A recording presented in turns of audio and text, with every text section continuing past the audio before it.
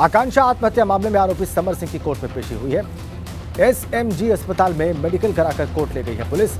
देर रात गाजियाबाद से गिरफ्तार हुआ है आरोपी समर सिंह। वाराणसी पुलिस ने गाजियाबाद से उसे गिरफ्तार किया और अब ट्रांजिट रिमांड के लिए अप्लाई किया है वाराणसी पुलिस ने। ये मंजूर होते ही गाजियाबाद से वाराणसी लेकर निकली पुलिस और तस्वीरें हम आपको दिखा रहे हैं। समर सिंह आरोपी है आकांक्षा दुबे आत्महत्या मामले में उकसाने का।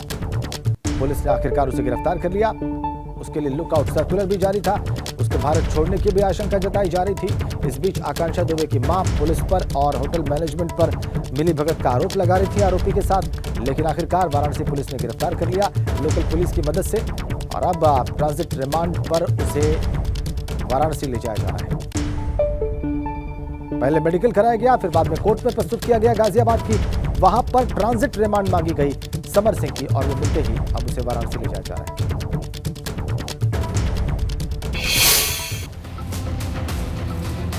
और आपको बताएं कि समर सिंह की गिरफ्तारी पर आकांक्षा दुबे के वकील ने कहा है कि न्याय की दिशा में यह पहला कदम है, इंसाफ के लिए लड़ते रहेंगे। गिरफ्तारी के बाद मेडिकल और ट्रांजिट रिमांड के लिए कोर्ट में पेश किया गया, जहां से ट्रांजिट रिमांड जो अब तक की जानकारी है प्राप्त हो चुकी है और अब वाराणसी पुलिस उसे लेकर के वाराणसी आएगी। इसके बाद कानूनी कार्रवाई जो भी है विधिक वो संपन्न की जाएगी। कितने दिनों की ट्रांजिट रिमांड है? ट्रांजिट रिमांड को वहाँ से यहाँ तक पहुँचने का है, जितनी शीघ्र पहुँच सकता है और इसके बाद फिर यहाँ की न्यायालय में पेश किया जाएगा।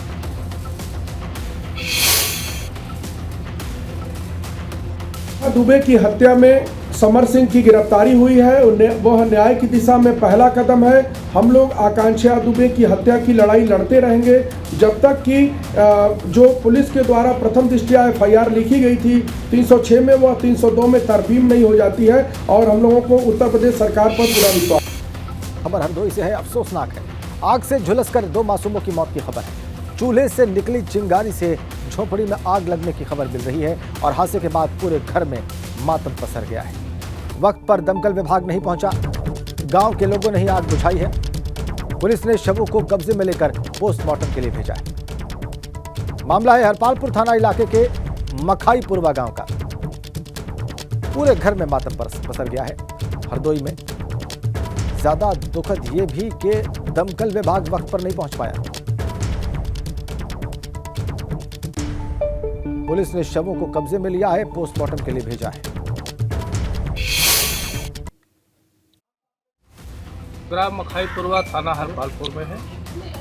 इसमें तेजी राम जी के घर में अचानक आग लग गई चाय बनाते समय, जो बताया जा रहा है। इसमें 2 बच्चे क्रमशः 3 साल और 5 साल के उनकी मृत्यु हो चुकी है।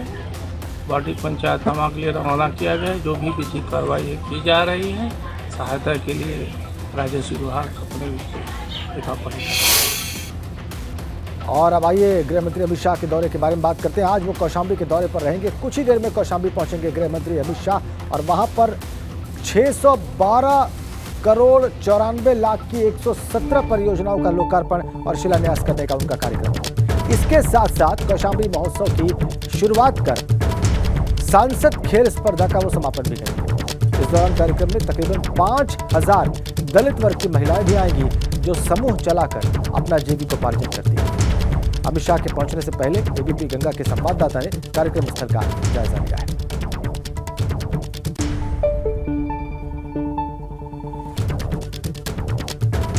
चलिए अब आपको सीधा कौशाम्बी ही लिए चलते हैं और हमारे संवाददाता अविनाश तिवारी वहां से तमाम जानकारियां देने के लिए, तस्वीरें दिखाने के लिए इस वक्त सीधा कनेक्ट है। अविनाश, कब तक पहुंच जाएंगे वहां पर गृह मंत्री और आप जहां पर मौजूद हैं उस स्थल पर क्या है, क्या कार्यक्रम हो रहा है, विस्तार से बताएं। देखिए राजेंद्र, अगर बात करें तो गृह मंत्री 12:30 बजे विशेष हेलीकॉप्टर के जरिए यहाँ पे लैंड करेंगे और उसके बाद फिर कार्यक्रम की शुरुआत होगी। तैयारियां एक बार आपको दिखा देते हैं। यहाँ पे जो स्थानीय सांसद विनोद सोनकर वो भी आ चुके हैं। इसके अलावा अगर बात करें तो प्रतापगढ़ से सांसद संगम लाल गुप्ता आ चुके हैं और सहकारिता मंत्री जो उत्तर प्रदेश के हैं JPS राठौर वो भी यहाँ पे आ चुके हैं। दोनों उप मुख्यमंत्री केशव प्रसाद मौर्य और ब्रजेश पाठक वो भी पहुंच चुके कार्यक्रम स्थल में। चूंकि काफी चुनौतीपूर्ण सीट है कौशाम्बी, यहाँ की तीनों विधानसभा सीट बीजेपी 2022 के चुनाव में हार गई थी और खुद अभी सहकारिता मंत्री जेपीएस राठौर ने कहा है कि आजमगढ़ और कौशाम्बी दोनों उनके लिए चुनौतीपूर्ण है और जब भी कोई चुनौती आती है तो गृह मंत्री अमित शाह आगे बढ़ के उस चुनौती को स्वीकार करते हैं और यही कारण है उनका ये दौरा है। और जिस तरीके से गृह मंत्री अमित शाह का ये दौरा है वहीं से समझा जा सकता है कि कितना महत्वपूर्ण है, क्योंकि कौशाम्बी वो क्षेत्र जहां डिप्टी सीएम केशव प्रसाद मौर्य चुनाव हार गए, तीनों विधानसभा सीटें यहां से बीजेपी हार गई और आगे लोकसभा चुनाव है और कौशाम्बी लोकसभा के अंतर्गत आने वाली 5 विधानसभा सीट बीजेपी हारी हुई है, तो लिहाजा चुनौती बहुत बड़ी है। आजमगढ़ भी जा रहे हैं, आजमगढ़ में 10 विधानसभा सीट बीजेपी हारी हुई है, तो लिहाजा 2024 में जो 80 में से 80 टारगेट है उसको पूरा करना है, तो चुनौती को आगे बढ़ के स्वीकार करना है। आप तस्वीरों में देख सकते हैं कि यहाँ पे बच्चे आए हुए हैं और बच्चों के ठीक पीछे अगर बात करें तो दलित वर्ग की वो महिलाएं आई हुई हैं जिनसे मुखातिब होंगे, जिनको संदेश देंगे गृह मंत्री अमित शाह, क्योंकि दलित वोट बैंक काफी बड़ा फैक्टर है कौशाम्बी लोकसभा सीट के अंदर। यहाँ ये सीट सुरक्षित है और आजमगढ़ की भी अगर बात करें तो वहाँ पे 2 सीट आती है, आजमगढ़ और लालगंज सीट सुरक्षित है, तो लिहाजा सुरक्षित सीट पर कहीं ना कहीं निशाना है। और जो दलित वोट बैंक की एक पॉलिटिक्स चली पड़ी है इस समय उत्तर प्रदेश में, चाहे कांग्रेस हो कह रही दलितों का मूल घर है, बसपा हो कह रही 13% दलित वोट बैंक उनके साथ इंटैक्ट है, सपा है वो दलितों का वोट बैंक लेने के लिए लगातार प्रयास रहता है, रामजीलाल सुमन और अवधेश प्रसाद के नेतृत्व में कमेटी का गठन किया गया, तो ऐसे में भाजपा के लिए चुनौती थोड़ा बड़ी है। लेकिन जिस तरीके से अब बीजेपी अपने कैडर को एक्टिवेट कर रही है, अब देखना है कि किस तरीके से इसका फायदा मिलेगा। लेकिन ये तस्वीरें कार्यक्रम स्थल की जहां पे तमाम सारे लोग गृहमंत्री कार्यक्रम स्थल पर जो सभा मंडप है अविनाश, वो पूरी तरह से खचाखच भरा हुआ लगता है और काफी बड़ा है, तो ये बताएं कि क्या मुख्यमंत्री योगी आदित्यनाथ भी इस कार्यक्रम में शामिल होंगे? एक सवाल तो ये है।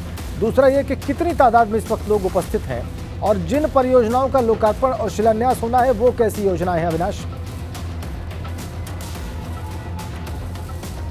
जी देखिए राजेंद्र, अगर बात किया तो तकरीबन 20,000 लोग अब तक इस मंडप में आ चुके हैं। एक बार मंच भी आपको दिखा देते हैं। मुख्यमंत्री योगी आदित्यनाथ भी इस कार्यक्रम में रहेंगे। चूंकि अगर बात किया तो गृह मंत्री अमित शाह पहले लखनऊ लैंड करेंगे और लखनऊ में विशेष हेलीकॉप्टर के जरिए मुख्यमंत्री और प्रदेश अध्यक्ष भूपेंद्र चौधरी के साथ इस कार्यक्रम स्थल पे पहुंचेंगे। आप मंच पर देख सकते हैं जेपीएस राठौर बैठे हुए हैं, प्रतापगढ़ के सांसद संगमलाल गुप्ता बैठे हुए हैं और तमाम तरह जो विशिष्ट जन है वो अब यहाँ पे पहुंच रहे हैं, तो मुख्यमंत्री भी इस कार्यक्रम में मौजूद रहेंगे। इसके साथ अगर बात करें तो 612.94 लाख की यहाँ पे परियोजनाओं का लोकार्पण किया जाएगा। जो इसमें सबसे महत्वपूर्ण प्रोजेक्ट है वो है कौशाम्बी और इसके साथ साथ प्रतापगढ़ को जोड़ने वाला पुल, दुर्गा भाभी सेतु के नाम से ये पुल है और इसी को जोड़ने के लिए अगर बात करें तो यहाँ पे से ज्यादा की योजनाएं उनमें सबसे महत्वपूर्ण क्या है?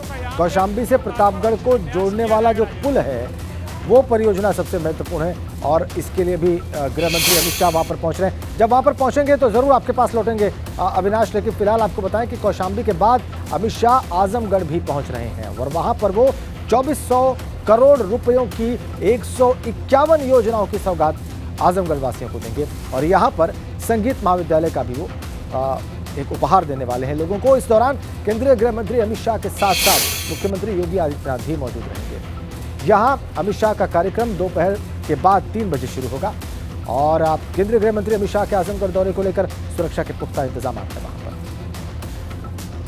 कौशाम्बी के बाद आजमगढ़ जाने का भी कार्यक्रम है केंद्रीय गृह मंत्री अमित शाह का। और जैसा कि अभी अविनाश बता रहे थे, कौशाम्बी की तीनों विधानसभा सीटें भाजपा हार गई थी 2022 के विधानसभा चुनाव में और आजमगढ़ की भी 10 सीटें हार गई थी। गृह मंत्री अमित शाह आज आजमगढ़ की जनता को 2400 करोड़ रुपए की योजनाओं की सौगात देंगे। हम इस वक्त आजमगढ़ में मौजूद हैं और आपको तस्वीरें दिखाना चाहेंगे किस तरह से तैयारियां हैं। आजमगढ़ में अमित शाह 3 बजे पहुंचेंगे और 3 बजे से लगभग 2 घंटे का कार्यक्रम होगा अमित शाह का, जहां से अमित शाह आजमगढ़ की जनता को 2400 करोड़ रुपए की विकास की परियोजना का लोकार्पण और शिलान्यास करेंगे। टोटल 151 परियोजना है जिसका लोकार्पण और शिलान्यास होना है, जिसमें सबसे अहम जो संगीत महाविद्यालय बताया जा रहा है उस योजना की सौगात का आजमगढ़ की जनता को काफ़ी दिनों से इंतजार था, जिसकी सौगात आज अमित शाह के हाथों होनी है। इसके साथ साथ अगर बात की जाए सुरक्षा की तो तमाम सुरक्षा के इंतजाम आजमगढ़ में किए गए हैं। मुख्यमंत्री योगी आदित्यनाथ अमित शाह के साथ मौजूद रहेंगे, लिहाजा तैयारियां भी जोरों पर है। इसके साथ साथ आजमगढ़ की जनता के लिए जो सौगात अमित शाह लेकर आए हैं काफ़ी अहम सौगात बताई जा रही है, जिसका इंतजार आजमगढ़ की जनता को बरसों से था। कैमरा विशेष के साथ नवीन पांडे, APP गंगा, आजमगढ़। इसी बीच में एक बड़ी अपडेट कौशाम्बी से मिल रही है। सिराथू विधायक पल्लवी पटेल हाउस अरेस्ट कर ली गई हैं। जी, बिना आमंत्रण कौशाम्बी महोत्सव में शामिल होने जा रही थी विधायक पल्लवी पटेल। पुलिस को महोत्सव में हंगामा करने की भी सूचना मिल रही थी और हालांकि विधायक का दावा है कि मेरा आमंत्रण में शामिल होना प्रोटोकॉल है। गृह मंत्री अमित शाह का कार्यक्रम खत्म होने के बाद ही उन्हें छोड़े जाने की उम्मीद है, हाउस अरेस्ट खत्म किए जाने की उम्मीद है। और विधायक पल्लवी पटेल खुद इस वक्त हमारे साथ जुड़ चुकी हैं। पल्लवी जी, एबीपी गंगा में स्वागत है आपका। आपके हाउस अरेस्ट करने की खबर हमें मिल रही है, क्या इसकी पुष्टि करेंगी आप? इस वक्त मेरे घर पर, मेरे आवास पर एसडीएम साहब बैठे हुए हैं और सर्कल इंचार्ज मेरे आवास पर हैं और यहाँ लगभग 30 से 40 पुलिसकर्मी हैं और मुझे अपने घर से निकल करके पैदल चलने की भी परमिशन नहीं दे रहे हैं जी। तो मेरा इनसे ये सवाल था कि आपने किस आधार पर मुझे यहाँ रोका है, क्योंकि मेरी विधानसभा क्षेत्र में माननीय गृह मंत्री जी और माननीय मुख्यमंत्री जी आ रहे हैं और ऐसे में मेरा दायित्व है कि मैं जाके उनका स्वागत करूं। जी जी। और कौशाम्बी उत्सव जो स्थानीय लोगों के लिए एक बहुत बड़ा फक्र का मौका है, मैं उस कार्यक्रम में शिरकत करूं, लेकिन मुझे यहाँ से निकलने नहीं दिया जा रहा है, जबकि इसकी सूचना बहुत पहले से प्रशासन को थी। मैं 4 दिन से सिराथू के दौरे पर हूँ और सबको पता था कि मैंने अपनी ये इच्छा जाहिर की थी कि अभी तक हम लोग को निमंत्रण क्यों नहीं मिला है। कौशाम्बी उत्सव में हमारे लिए भी फक्र का मौका है। जी, तो ये बात आपने कही, आपकी योजना वहां पर सिर्फ जाने की थी, तो फिर ये हाउस अरेस्ट क्यों? इसका सवाल तो प्रशासन दे सकता है, इसका सवाल तो यहाँ पर बैठे ये प्रश्न आपने किया वहां पर जो अधिकारी पहुंचे? जी जी, मैंने उनसे किया तो उन्होंने बोला कि अभी परमिशन नहीं आई है। तो मैंने कहा स्थानीय विधायक के लिए परमिशन नहीं आई है, इसका आधार क्या है ये आप मुझे बताइए। जी जी, तो कोई उत्तर आपको नहीं मिला इसका संतोषजनक? नहीं, अभी तक मुझे कोई उत्तर नहीं मिला है। अभी ये अधिकारी आपको क्या बता रहे हैं कि कब तक वो इस तरह से आपको इस पोजीशन में रखेंगे? मैंने उनसे सवाल किया तो मुझे उत्तर मिलता है कि हम परमिशन का इंतजार कर रहे हैं। तो मैंने कहा परमिशन आज मिली है या कल तक आ जाएगी? जी, कार्यक्रम वहाँ पर शुरू होने वाला है? हाँ, कार्यक्रम वहाँ शुरू होने वाला है और हेलीपैड पे माननीय गृह मंत्री जी, माननीय मुख्यमंत्री जी लैंड करने वाले हैं। जी, तो आपके समर्थक इस वक्त कहाँ पे हैं? मेरे समर्थकों को यहाँ पर बहुत दूर रोक दिया गया है। मेरे साथ यहाँ मुश्किल से जो मेरे स्टाफ है, जो मेरे घर के लोग हैं, वही 8-10 लोग यहाँ पर हैं मेरे आवास पे। जी जी, तो ये जो सारा घटनाक्रम, इसको आप देखती कैसे हैं? क्या इसमें कोई पॉलिटिकल आप रीजन देखती हैं इसके पीछे? देखिए, मैं ऐसे देखती हूँ कि यहाँ पर जैसा कि डीएम से मेरी बात हुई, वो साफ साफ बोल रहे हैं कि अगर आप वहाँ जाती हैं तो मेरे लिए बहुत बड़ी मुश्किल हो जाएगी, मैं पर्सनल तौर पे यहाँ पर क्रश कर दिया जाऊँगा, ऐसा उन्होंने बोला और जिसकी मेरे पास रिकॉर्डिंग भी है। जी। तो मैंने बोला कि देखिए, एक जो लोकल विधायक है, जो जनप्रतिनिधि है, उसका ये विशेषाधिकार है कि मेरे सिराथू विधानसभा क्षेत्र में लोग आ रहे हैं, मैं उनका स्वागत करूँ। और कौशाम्बी तो स्थानीय लोगों के लिए फक्र की बात है, तो अगर उस जश्न में मैं भी जाना चाहती हूँ तो इसमें गलत क्या है? बहुत बहुत धन्यवाद आपका पल्लवी पटेल जी, हमसे बातचीत करने के लिए और सारे विषय को हमारे दर्शकों के सामने स्पष्ट करने के लिए, अपना पक्ष रखने के लिए। और मंत्री जेपीएस राठौर की बात भी हम आपको दिखाने जा रहे हैं। योजनाएं भी बनाते हैं और उसका बिना किसी भेदभाव के साथ क्रियान्वयन भी करते हैं। पहले या तो योजनाएं नहीं बनाते थे, योजनाएं बनाते थे, उसका भेदभावपूर्ण तरीके से क्रियान्वयन होता और बिना किसी भेदभाव के उनका आज भी मिल रहा है। वो एक हमारा एक सतत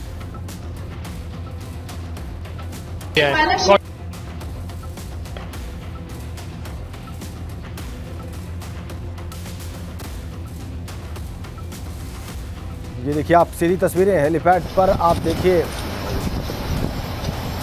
हवाई अड्डे पर कैसे स्वागत किया गृह मंत्री अमित शाह का मुख्यमंत्री योगी आदित्यनाथ ने और भाजपा के प्रदेश अध्यक्ष भूपेंद्र चौधरी ने, कैबिनेट मंत्री स्वतंत्र देव सिंह ने और दूसरे जो बीजेपी लीडर्स हैं उन सब ने, पुलिस अधिकारी भी उनका स्वागत करते हुए और भारत के गृह मंत्री पहुंचे हैं तो एक प्रोटोकॉल के तहत पुलिस अधिकारी भी और दूसरे अधिकारीगण भी उनका स्वागत कर रहे हैं।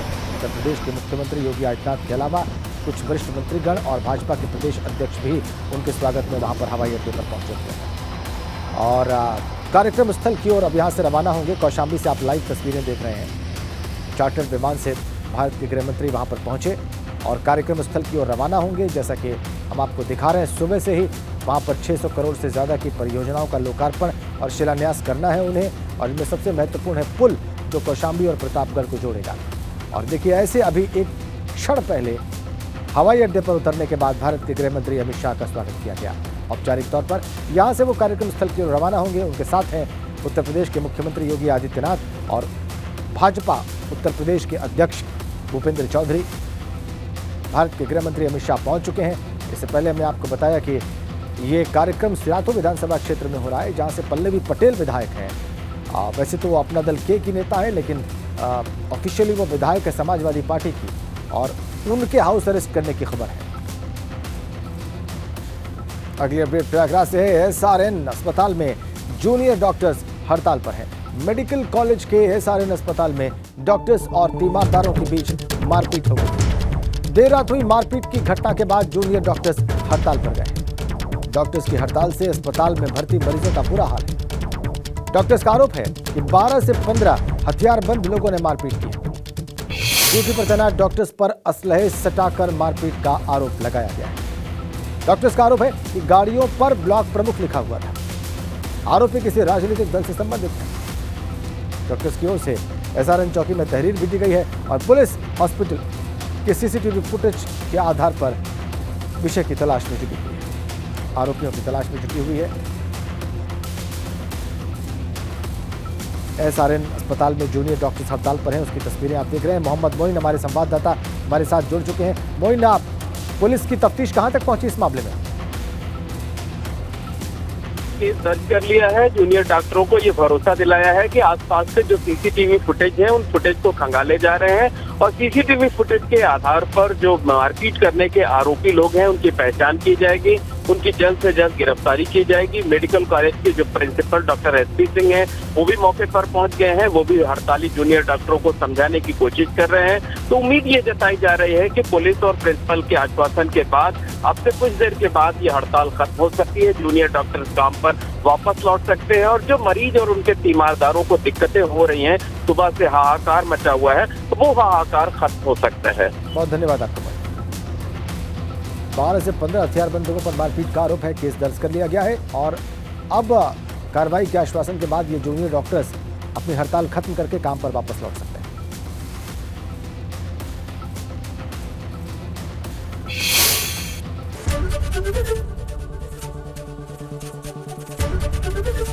एबीपी गंगा, खबर आपकी, जुबान आपकी।